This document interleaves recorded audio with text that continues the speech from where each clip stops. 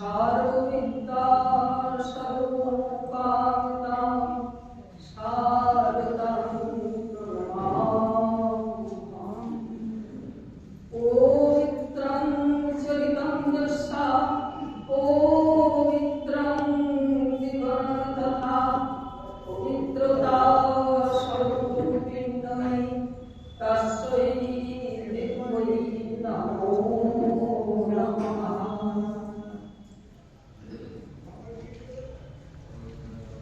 आज विश्वजननी शारदामणिर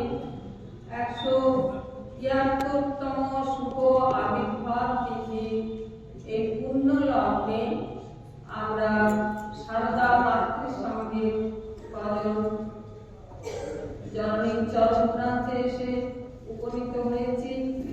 একটি দ্বিতীয় আরেক্য পরিবেশনের মাধ্যমে জননীর শ্রীচরণে আমাদের পূজার্ঘ্য নিবেদন করার বাসনা।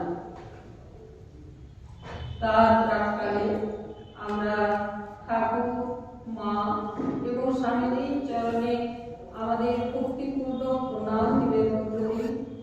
ভক্তিপূর্ণ প্রণাম নিবেদন করি অষ্টমঠের পরম পূজনীয় অধ্যক্ষ মহারাজজির চরণে এবং অপরাধ পূজনীয় মহারাজগণের চরণে।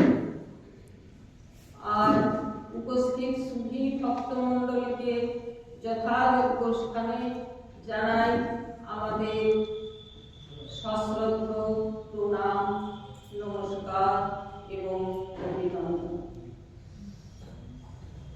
এখন সকলের অনুমতিক্রমে আমরা শুরু করছি দ্বিতীয় আলেখ্য স্বামীজির জ্যান্ত দুর্গা।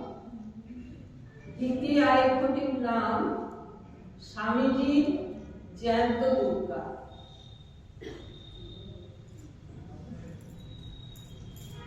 অসুরবধের পর দেবী চন্ডিকা অভয় দান করে বলেছিলেন, ইত্থাং ইয়ালাদদাতাং বুদ্ধং ভবিষ্যতি তদা তদাবতীর্যাহং করিষ্যামি হরি সংশয়ম।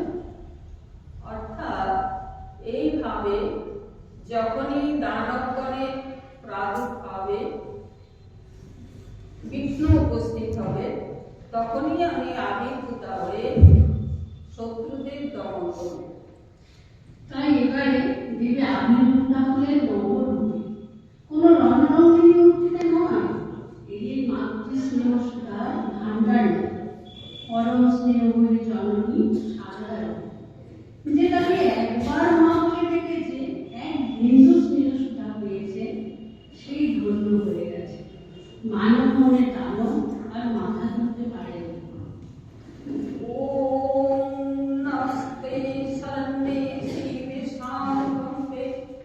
नमस्ते जगद्गतिके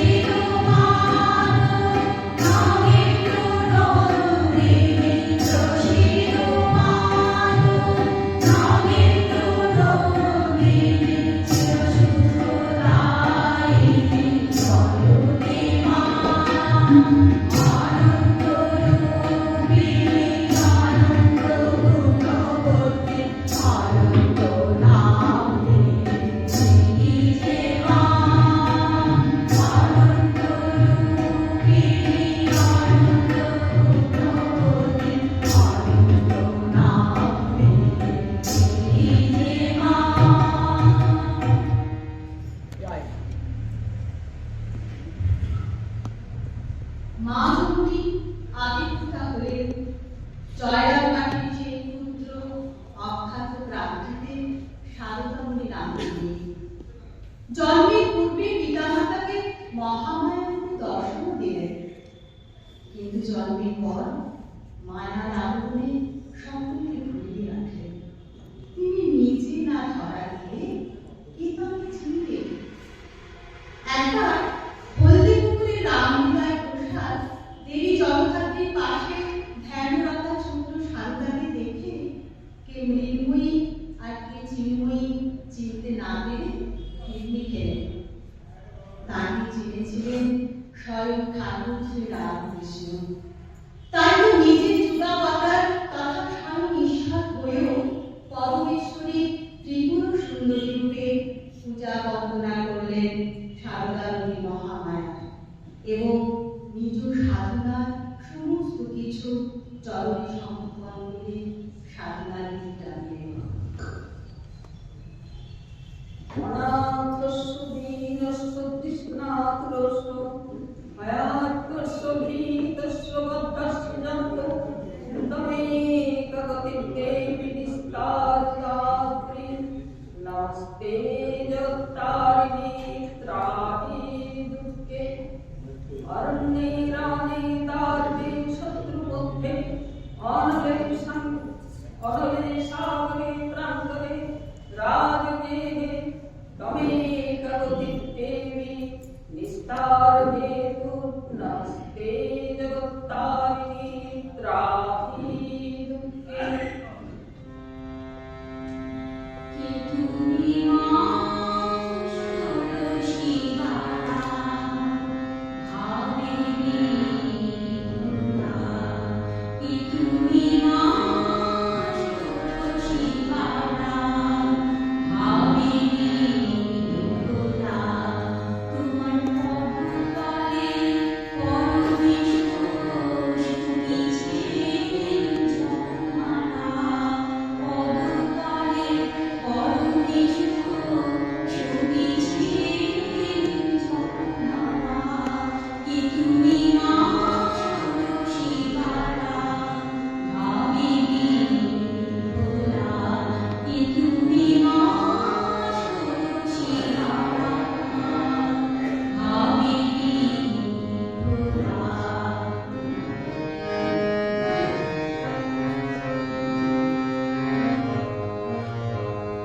অনুপম করুণাময়ী রূপে ষষ্ঠ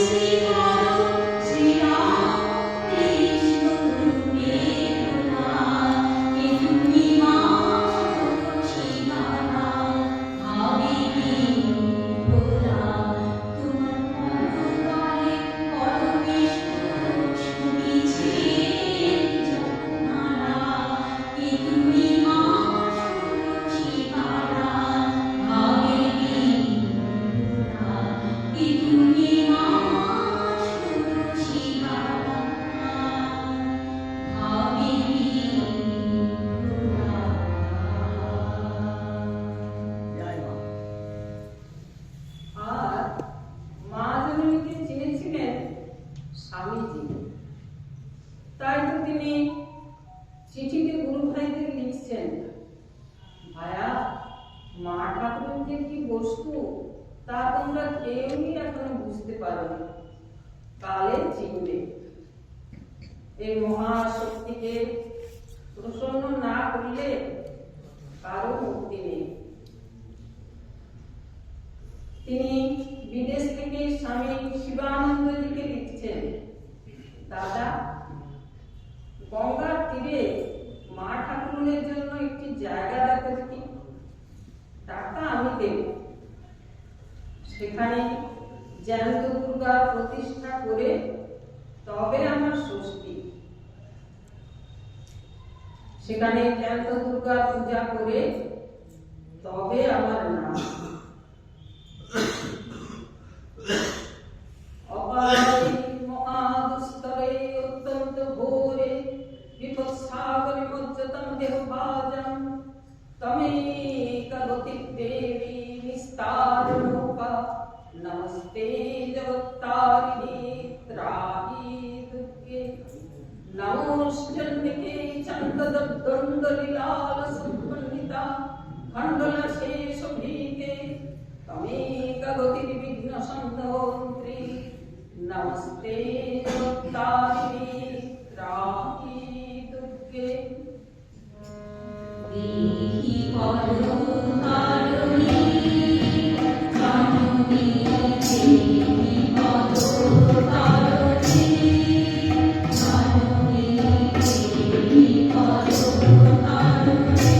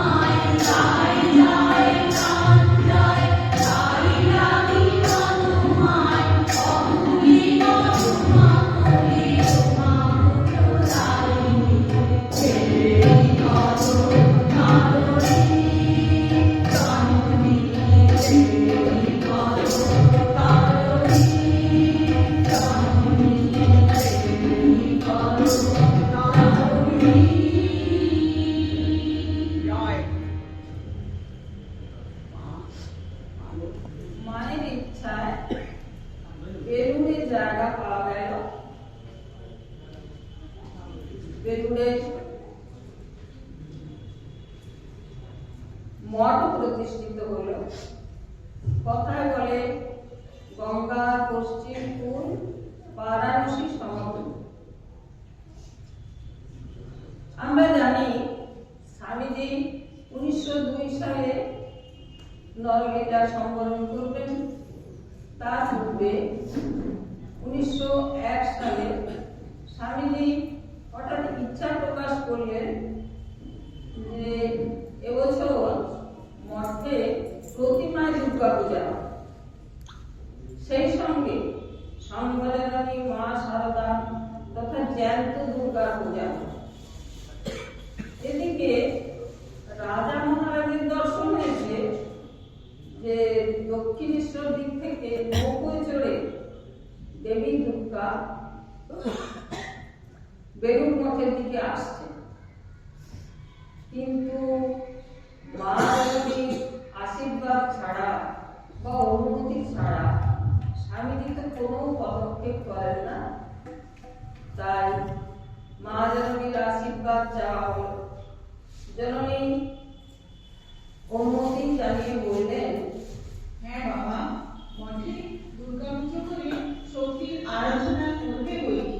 শক্তির আরাধনা না করলে জগতে কোনো কাজ কি সিদ্ধ হয়?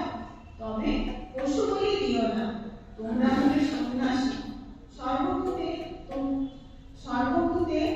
তোমাদেরই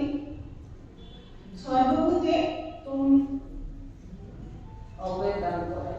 সর্বভূতে অভয়দানই তোমাদেরই ব্রত। স্বয়ং মহামায়ার আদেশ হিসাবে স্বামীজি এই নির্দেশ শিরোধার্য করে নিলেন। এই নিয়মেই রামকৃষ্ণ মঠ মিশনে অদ্যাবধি চলে আসছে। কোনো পুজোতেই, মিশনের কোনো পুজোতেই কোনো পশু বলি হয় না। বলি হয় চারপিণ্ড, ভিক্ষু ইত্যাদি। স্বামীজি যেদিন প্রতিমায় দুর্গা পূজা করার ইচ্ছা প্রকাশ করলেন, তখন দুর্গা পূজার মাত্র আর কয়েকদিন বাকি। কিন্তু এত অল্প সময়ের মধ্যে প্রতিমা পাওয়া কি সম্ভব? গুরু ভাইরা মিলে পরামর্শ করতে বসলেন। তারা এই সিদ্ধান্তে উপনীত হলেন যে স্বামীজির যখন ইচ্ছে হয়েছে তখন অবশ্যই প্রতিমা পাওয়া যায়। কুমারটুলিতে গিয়ে দেখা গেল ঠিক তাই, তারা যেন একটি এক চালের প্রতিমা অর্ডার দিয়েছিল, কিন্তু নিয়ে যায়। অতএব মায়ের ইচ্ছায় প্রতিমা পাওয়া যায়। এই ঐতিহ্য মেনে অদ্যাবধি রামকৃষ্ণ মঠ মিশনে এই এক চালের প্রতিমাতেই দুর্গা পূজা হয়ে আসছে।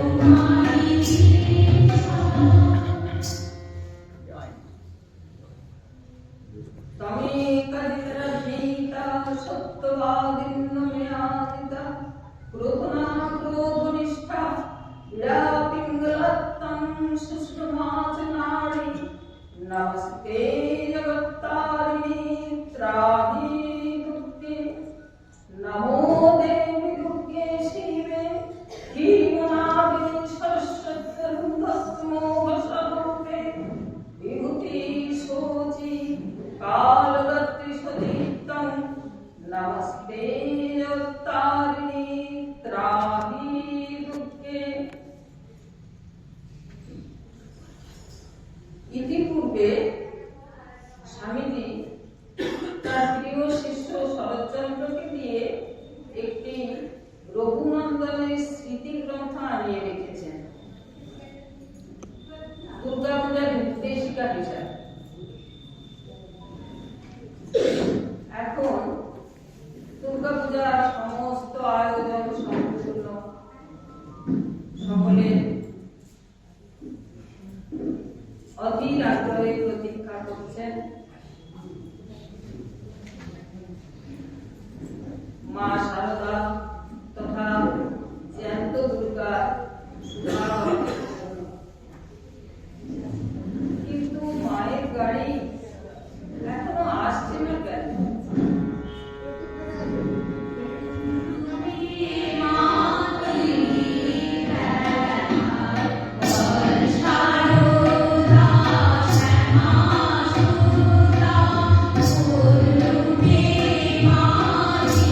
Thank you.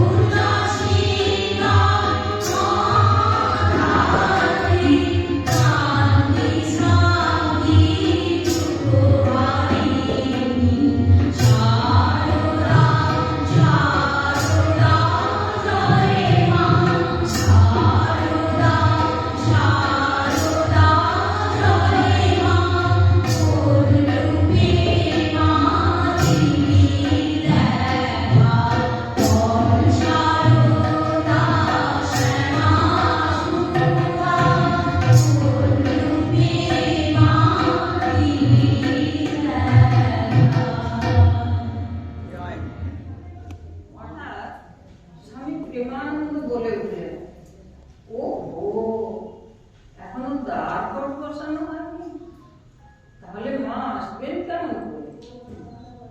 দ্বার ঘর বসানো হলো, মায়ের গাড়িও বেলুড় মঠের গেটের কাছে এসে থামল। মা জননীর সঙ্গে ছিলেন তার দুই প্রিয় সহচরী, আমাদের গোলাপ মা ও যোগিনী মা, যাদেরকে শ্রী শ্রী মা আদর করে বলতেন আমার জয়া আর বিজয়া। এটা মা জননীর নিছক আদরের ডাক ছিল নাকি প্রচ্ছন্ন ভাবে আত্মপ্রকাশ, তা ভক্তদেরই বিচার চলছে। মা জননী চতুর্দিকে দৃষ্টিপাত করে মৃদু স্বরে বললেন, সব ফিটফাট, আমরা যেন দুর্গা ঠাকুর এলো। মায়ের সন্ন্যাসী সন্তানেরা ঘোড়াগুলি সরিয়ে দিয়ে নিজেরাই মায়ের গাড়ি টেনে নিয়ে চললেন মঠ প্রাঙ্গণে। সকলের মুখে হর্ষধ্বনি, জয় মহামায় কি জয়, জয় মহামায় কি জয়। আনন্দে উৎসাহে উদ্দীপনায় সকলে উচ্ছ্বসিত, রোমাঞ্চিত। এমনি করে মায়ের গাড়ি এসে মঠ প্রাঙ্গণে পৌঁছালো। মায়ের জয়া এবং বিজয়া অতি সযত্নে মা জননীর হাতটি ধরে ধীরে ধীরে নামিয়ে এনে সুচারু আসনে বসালেন। আজি সঙ্গে সঙ্গে মঙ্গল গাও, জননী এসেছে তাই। সঙ্গে সঙ্গে মঙ্গল গাও, জননী এসেছে তাই। সপ্ত সিন্ধু কর্ণ, সপ্ত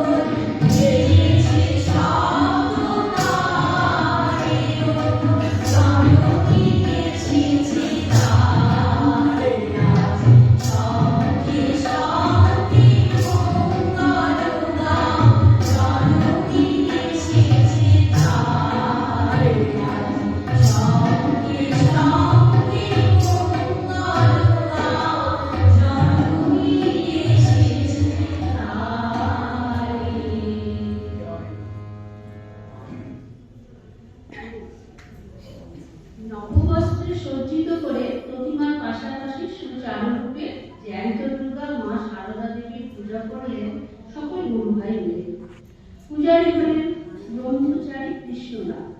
তন্ত্রধারক হলেন শশী মহারাজের পিতা ঈশ্বরচন্দ্র চক্রবর্তী। পূজার সংকল্প সংঘজননী সারদা দেবী। স্বামীজি বললেন, আমরা কৌপিনধারী, আমাদের নামে সংকল্প হতে পারে না। মঠের যে কোনো পূজাতে এই নিয়মে আজও চলে আসছে। মঠের যে কোনো পূজাতে শ্রী শ্রী মায়ের নামে সংকল্প হয়। পুজো হলো 9 জন কুমারী মায়ের। এর মধ্য দিয়ে স্বামীজি আমাদের এই শিক্ষা দিলেন যে কেবলমাত্র প্রতিমার মধ্যে নয়, প্রতি মায়ের মধ্যে মহামাতৃকা বিরাজিতা। স্মরণমশিশুরাণাং সিদ্ধবিদ্যাধরাণাং নৃপতিগৃহগতানাং ব্যাধিবিপীড়িতানাং মুনিদনুজনরাণাং দস্যুভিস্ত্রাসিতানাং তমসি শরণমেকা দেবী দুর্গে প্রসীদ।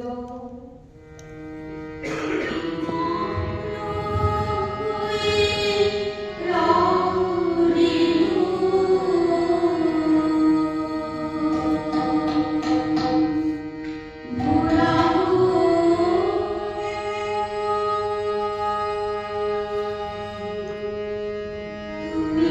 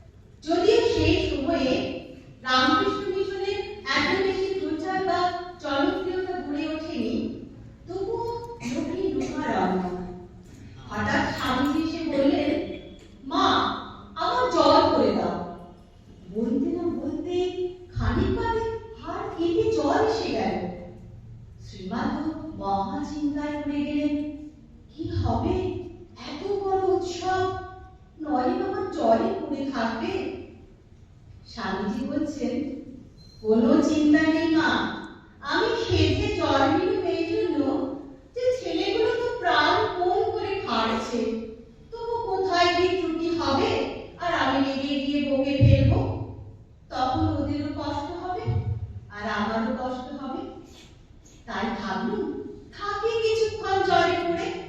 সব কাজকর্ম চুকে আসতে মা ডাকছেন, নরেন, ও নরেন, এবারে তাহলে ওঠো বাবা। নরেন বলে, হ্যাঁ মা, এই উঠলো বাকি।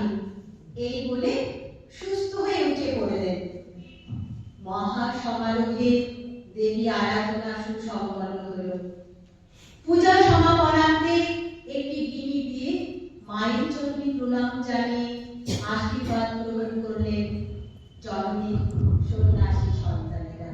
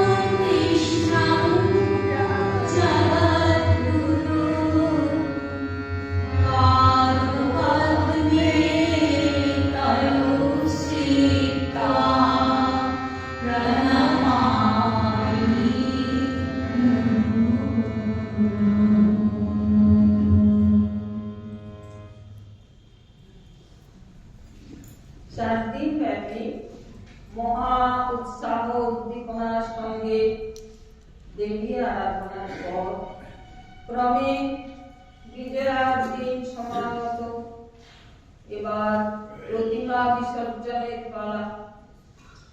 কিন্তু এত আরতি নিয়ে যাকে আহ্বান করা হয়েছে তাকে বিদায় দিতে তো প্রাণ কারোই চাইছে না। সকলের হৃদয় ভারাক্রান্ত, বদন বিষণ্ণ, চোখে জল। এমন সময় তাদের একটি পূর্বেকার ঘটনার কথা স্মরণ হল। ঘটনাটি এইরকম: রানী রাসমণির জামাই মথুর বাবু, যিনি শ্রীরামকৃষ্ণের পরম ভক্ত ছিলেন, সেবার জানবাজারে দুর্গা পূজার সমাপনান্তে তিনি হঠাৎ জেদ ধরে বসলেন প্রতিমা বিসর্জন দেওয়া হবে না, দেবীর নিত্য পূজা। কেননা তিনি শক্তির পূজারী ছিলেন কিনা। কিন্তু এ তো মহা মুশকিল, নিত্য দুর্গা পূজা করা এ তো প্রায় একরকম অসম্ভব।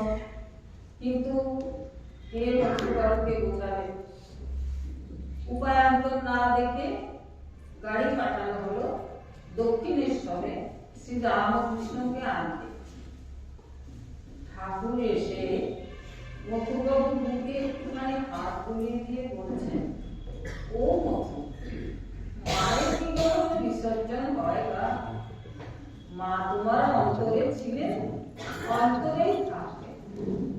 এই 4 দিন কেবল দালানে বসে তোমার পুজো নেবে। এই কথাটি শোনার পর মধুবাবু শান্ত হলেন এবং যথানিয়মে প্রতিমা বিসর্জনও হল। এই ঘটনার কথা স্মরণ করে মায়ের সন্ন্যাসী সন্তানেরা সকলে গিয়ে উঠলেন, একবার বিরাজ গো মা তিনি কমলাসনে। একবার বিরাজ গো মা দিদি কমলাসনে, একবার বিরাজ গো মা দিদি কমলাসনে, তোমার ভুবন ভরা রূপে একবার দেখে রই মন হয়, তোমার ভুবন ভরা রূপে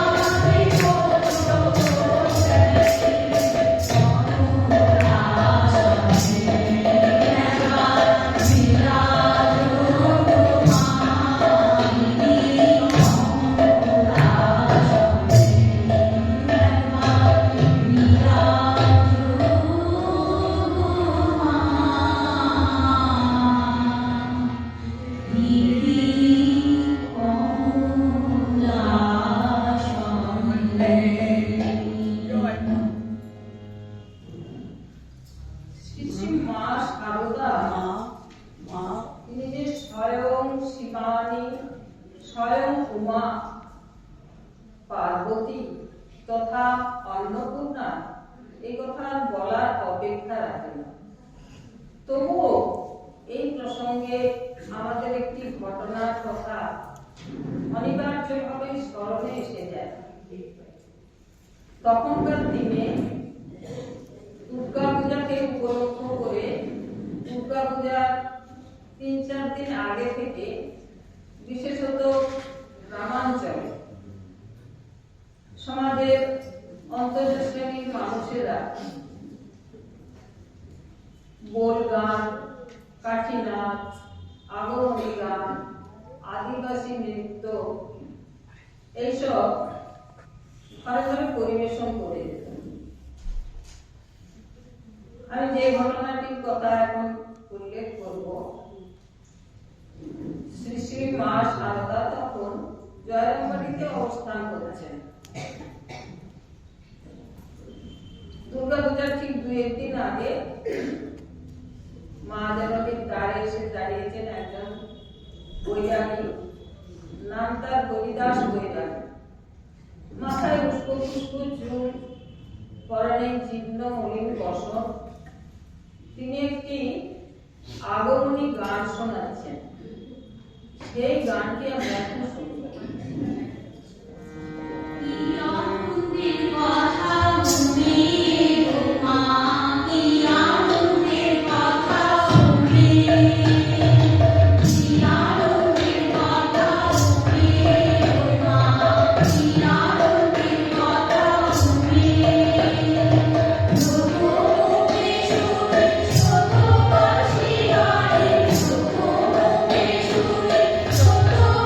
Shiva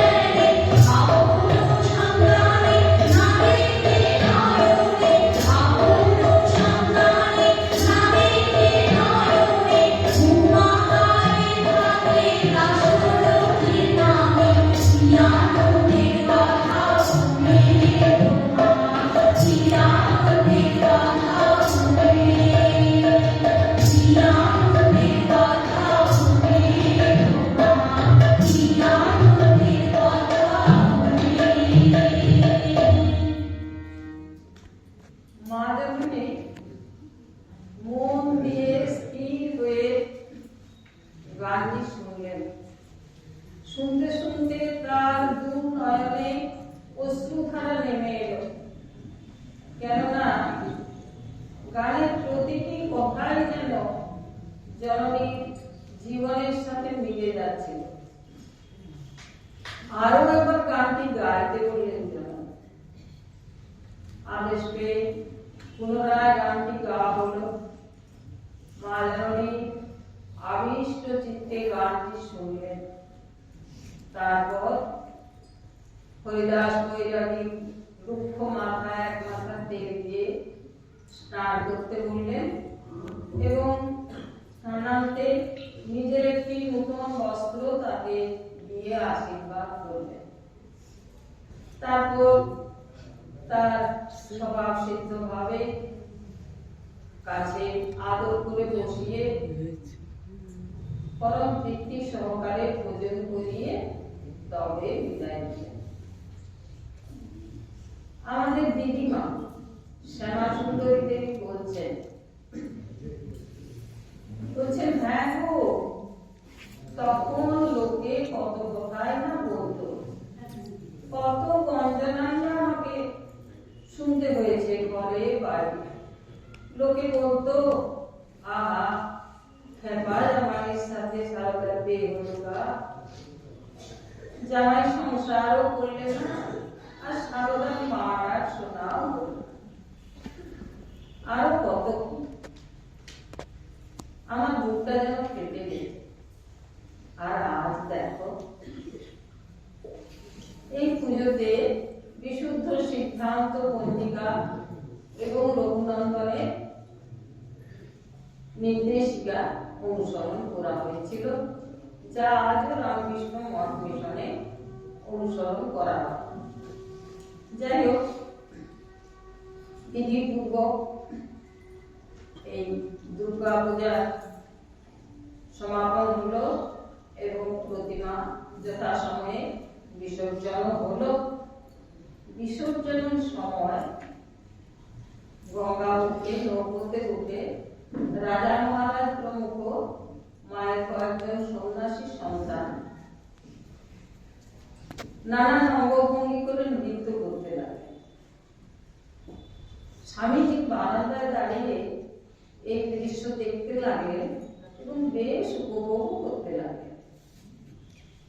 কিন্তু একজন ব্রহ্মচারীর এটা ঠিক পছন্দ না হয় মা জননীর কাছে গিয়ে অভিযোগ জানিয়ে বললেন, আচ্ছা মা, প্রতিমার সম্মুখে এরকম ভাবে নানান অঙ্গভঙ্গি করে নৃত্য করা এটা কি ঠিক? মা জননী উত্তরে বলেছিলেন, হ্যাঁ বাবা, নানা রকম ভাবে দেবীকে আনন্দ দিতে হয়, প্রসন্ন করতে হয়।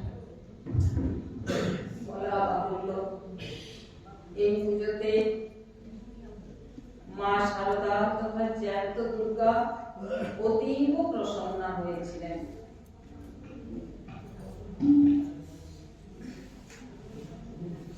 ইয়া দেবী সর্বভূতেষু মাতৃরূপেণ সংস্থিতা নমস্তস্যৈ নমস্তস্যৈ নমস্তস্যৈ নমো নমঃ।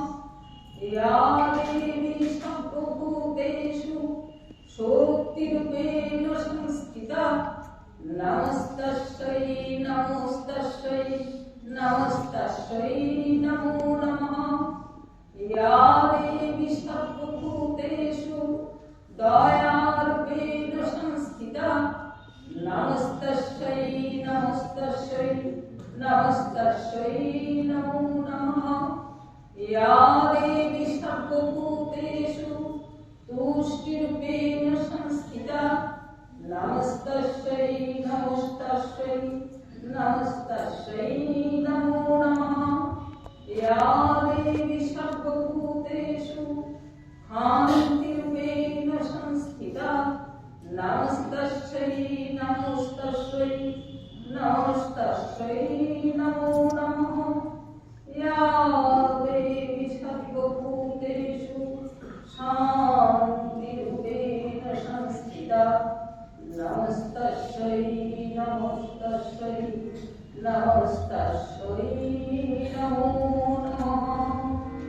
যেখানে মায়ের নাম সেখানে আনন্দ ধাম, আনন্দ